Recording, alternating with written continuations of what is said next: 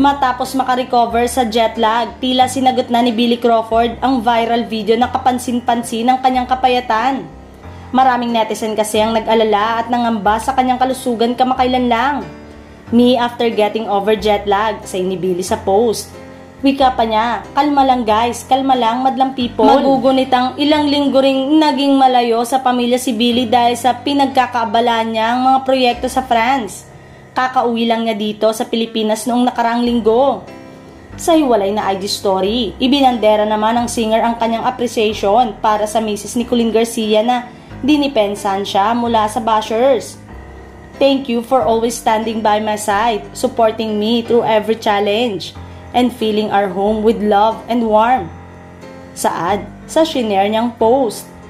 Wika pa niya, your unwavering support means everything to me. Kung matatandaan, hindi napigilan ni Colleen ang maglabas ng kanyang saloobin ng dahil sa viral video.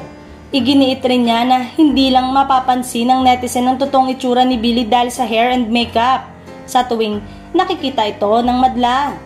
Tila inihayag din niya ang pagiging unrealistic ng maraming pagdating sa mga artista na dapat ay laging perpekto.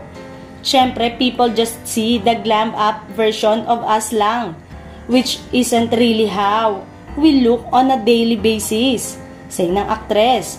Sa huli, siniguro ni Colleen sa madlang people na maayos ang kalagayan at kalusugan ni Billy.